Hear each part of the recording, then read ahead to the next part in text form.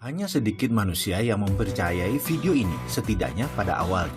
Berani bertaruh, video ini menjawab banyak pertanyaan penting dalam sejarah umat manusia dalam mencari kemakmuran. Untuk sebagian orang, jawaban tersebut akan sangat menggetarkan. Bahkan, tidak ada mirip-miripnya dengan pengetahuan yang telah ada atau yang biasa Anda dengar sebelumnya.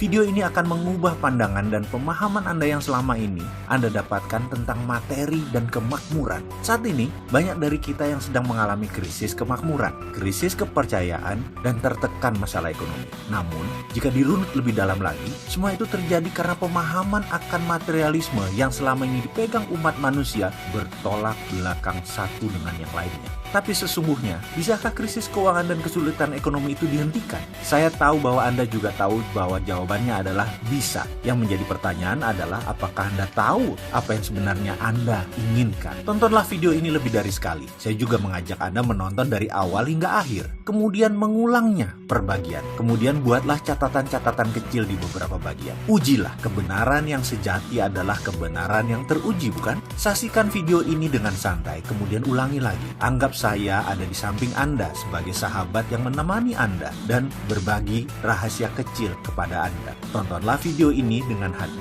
tapi pastikan gunakan lebih dari satu hati. Hati-hati. Banyak informasi dalam kehidupan ini, terutama dalam mencari kemakmuran, menjadi tidak akurat setelah Anda menonton video ini. Tetapi garansi, pasti hasilnya lebih baik. Itulah jawaban mengapa dunia sekarang dalam bahaya yang sangat besar, karena kemakmuran seakan tidak bisa dicapai oleh semua orang. Hanya segelintir orang yang kebetulan bernasib baik memperolehnya. Kembali pilihan ini ada pada kita. Siapkah Anda menulis sejarah hidup Anda? Kita mulai dengan otak sama, nasib beda. Ketika berbicara soal kemakmuran, prosperity conscious atau kesadaran kaya, selalu menjadi hal pertama yang saya bahas adalah kata-kata. Ini menekankan bahwa cara kerja otak adalah pilihan. Jadi bagaimana Anda memprogram otak Anda untuk menjadi seorang yang kaya, Andalah yang menentukan. Artinya, kaya itu pilihan. Siapa yang ingin mendapatkannya pasti dapat, karena kaya itu hak semua orang. Ini sekilas fakta tentang otak. Bangsa manapun di dunia, ukuran otaknya, baik ukuran panjang syarafnya,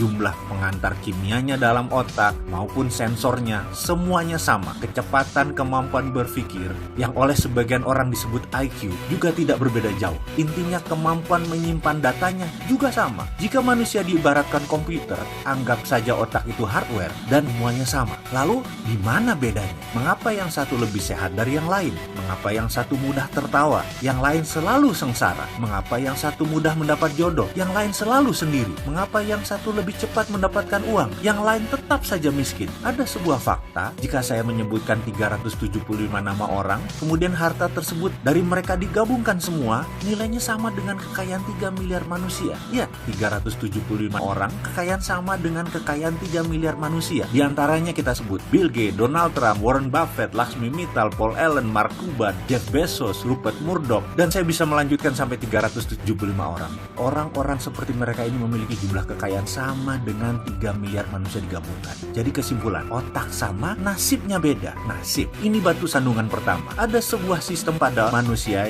yang namanya belief system atau sistem keyakinan. Ini ditanam di subconscious atau di pikiran bawah sadar seseorang. Jika sudah ditanam di posisi ini, untuk mengubahnya perlu teknik khusus. Kalau menggunakan cara biasa, tidak akan pernah berubah. Misalnya, kebiasaan merokok. Maaf ya, saya mengambil contoh merokok karena mudah dipahami. Saya tidak merokok, tapi saya bukan anti orang perokok. Prinsip saya merokok itu baik, tidak merokok itu lebih baik. Itu hanya sebuah pemahaman dan pengambilan posisi dalam melihat sesuatu. Kembali ke merokok sebagai contoh. Dalam iklan televisi, dikatakan secara vulgar, merokok bisa menyebabkan kanker, gagal janin, penyakit paru-paru, dan lain sebagainya. Apakah dibaca oleh setiap rokok? Ya, namun apakah mereka lantas berhenti merokok karena takut akan peringatan tersebut? Tidak juga. Mengapa? Itulah kerja otak.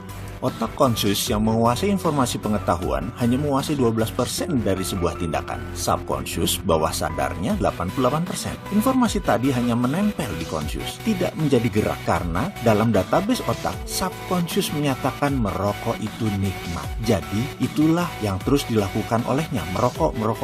Subconscious lah yang berkuasa, 5 kali lebih kuat dari kekuasaannya conscious. Sekarang kita kembali ke prosperity conscious atau kesadaran kemakmuran atau IQ IQ kaya atau tulang kaya atau balung sugih, apapun itu, bagi Mind Master atau sang pemilik otak, ini semacam software. Jadi 375 orang kaya memiliki software ini, sedangkan 3 miliar manusia belum memiliki software ini. Bisa menerima? Masih berat? Masih bertanya, di mana itu nasib? Ya, ini pertanyaan kecil dari kelompok besar. Ini pertanyaan saya pula. Saya mengalami jalan kehidupan yang turun naik seperti gelombang laut selagi badai. Saya pernah memiliki materi berlimpah, tapi 3 tahun kemudian tinggal di rumah kontrakan dan masih menanggung hutang yang besar lagi. Kemudian kembali berlimpah materi, kemudian kembali terpuruk, kembali lagi naik ke atas, lalu berbalik begitu sampai di puncak. Saya sudah mengalami beragam kisah untuk bisa menjadi diri saya sekarang. Ketika itu saya banyak mempertanyakan nasib dan urusan jalan hidup. Hingga akhirnya saya memutuskan untuk belajar dan mencari kemanapun untuk mendapatkan jawaban pertanyaan saya yang terbesar. Nasib itu pemberian Tuhan atau buatan manusia? Itu pertanyaan saya.